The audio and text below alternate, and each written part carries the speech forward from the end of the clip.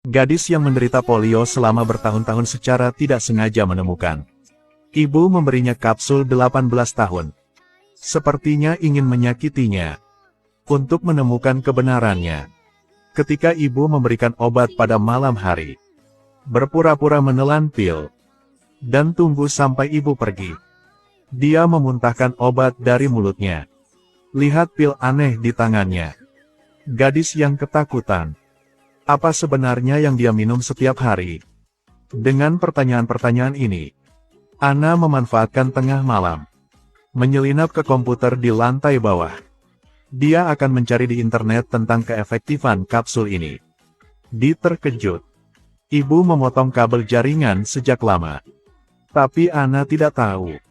Ibu sedang duduk di meja dapur. Diam-diam mengamati semuanya terjadi tadi. Tunggu sampai keesokan paginya. Ibu di depan Anna. Berpura-pura menelepon perusahaan internet. Dan memarahi mereka karena tidak datang ke rumah mereka untuk memperbaiki kabel jaringan. Tetapi ketika Anna mendengar ini, tidak menghilangkan keraguannya. Sementara ibu sedang menuangkan sayuran di luar. Dia hendak menelepon apotek dan bertanya. Akibatnya, orang di seberang melihat nomor telepon rumahnya. Sepertinya pemilik toko itu berkolusi dengan ibu. Anna gugup dan segera menutup telepon. Lihat ibu masih bekerja di halaman. Anna tidak berdaya tanpa pilihan selain memutar nomor itu secara kebetulan. Akhirnya, atas permintaannya yang berulang kali, pria itu setuju untuk membantunya menyelidiki nama obat pada kemasan kapsul.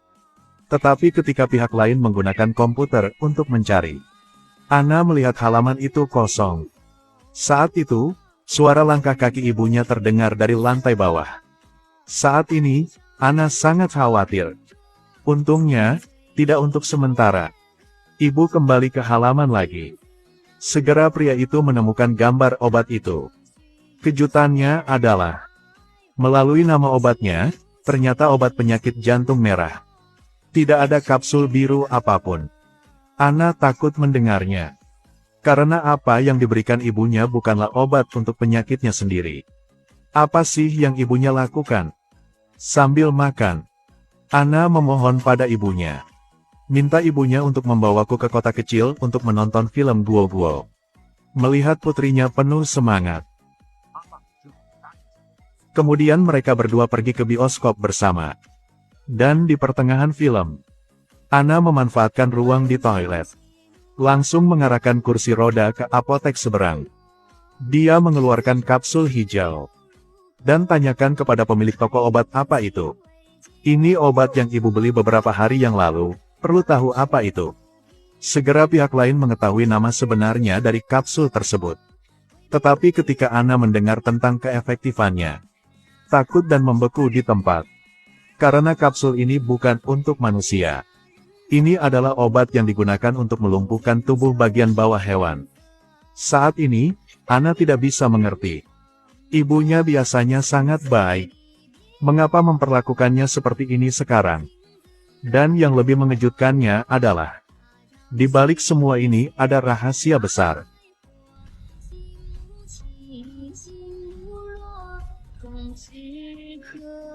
Gadis yang telah lumpuh selama bertahun-tahun itu tiba-tiba sadar. Ibu memberinya kapsul 18 tahun. Ternyata itu adalah zat yang melumpuhkan hewan. Jika obat tersebut digunakan dalam jangka panjang oleh manusia, juga menyebabkan kelumpuhan pada tubuh bagian bawah. Anna kaget mendengarnya. Ternyata dialah yang melumpuhkannya.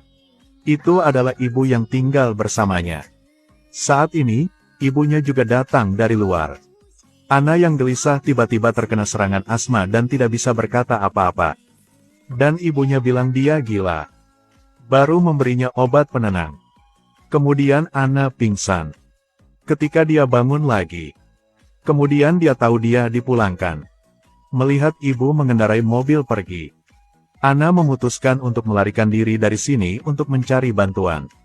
Tapi pintunya dikunci oleh ibunya. Jadi Anna melihat ke jendela di sebelahnya. Karena itu satu-satunya jalan keluar sekarang. Dia menemukan besi solder.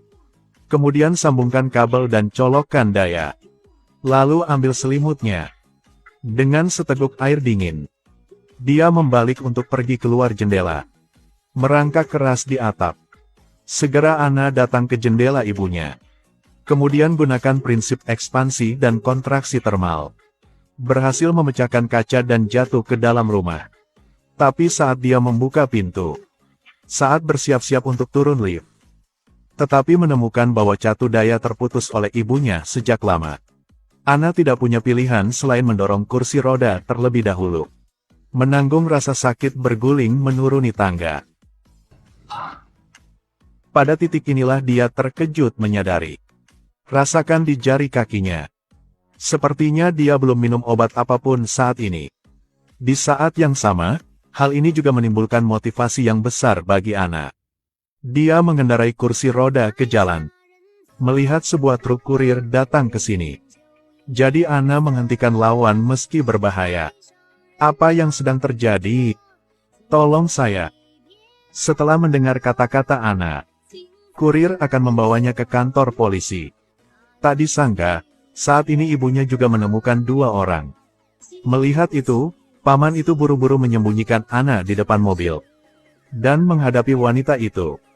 Tidak peduli apa yang pihak lain jelaskan. Dia bersikeras membawa Anna pergi. Dan tepat ketika mereka hendak pergi, pemandangan ini langsung membuat Anna ketakutan. Wanita ini terlihat begitu akrab namun aneh. Ketakutan yang belum pernah terjadi sebelumnya muncul di hatinya. Kemudian Anna terbangun lagi di gudangnya. Tapi tepat ketika dia hendak menemukan alat untuk melarikan diri, secara tidak sengaja menemukan sebuah kotak kecil. Anna membukanya. Itu penuh dengan foto-foto dari masa kecilnya. Dan kemudian dia bayi yang sehat. Ketika Anna bertanya-tanya, dia melihat pemberitahuan kematian lainnya. Kata yang tertulis di atasnya adalah namanya. Usia kematian ditujukan pada 2:11 menit. Menurut informasi di rumah sakit. Dan hilangnya seorang anak di surat kabar lebih dari 1 dekade yang lalu. Anna memikirkan sebuah kebenaran yang mengerikan. Ternyata anak perempuan itu meninggal saat dilahirkan. Jadi dia tidak bisa menerima kenyataan. Memata-matai anak di rumah sakit. Untuk membuat bayi lebih sama seperti putrinya. Dia memberi Anna banyak obat untuk waktu yang lama. Melumpuhkan tubuh bagian bawahnya. Dengan cara ini, Anna tidak akan pernah bisa meninggalkan sisinya lagi. Bila Anna tahu yang sebenarnya, Anna sangat sedih. Dan pada saat ini, ibu juga bergegas pulang tiba-tiba. Menghadapi pertanyaan Anna, wanita mengatakan itu semua demi dia. Dengan itu, dia mengeluarkan jarum dan mengeluarkan botol berisi cairan yang tidak diketahui asalnya. Anna panik ketika dia melihat ini. Jika dia tidak memiliki tindakan lebih lanjut yang harus diambil. Dalam hidup ini, jangan berpikir untuk melepaskan diri dari cengkeraman lawan. Jadi dia mengambil pestisida di samping.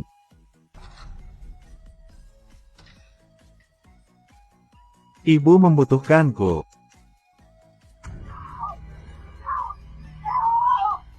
Karena di hati Anna paham dengan jelas.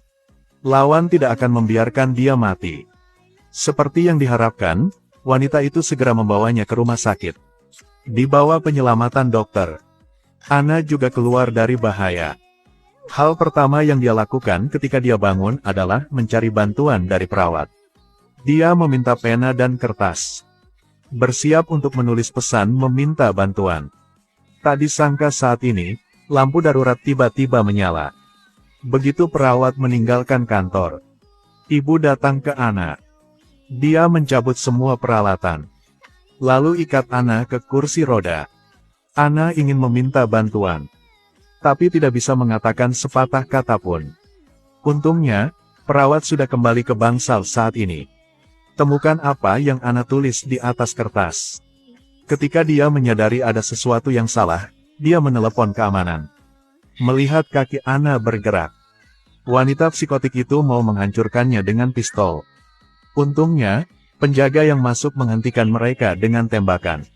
Perempuan yang tertembak itu langsung jatuh dari tangga tak sadarkan diri. Dan akhir cerita, Anna masuk penjara dengan kruk. Melihat ibunya terbaring di tempat tidur,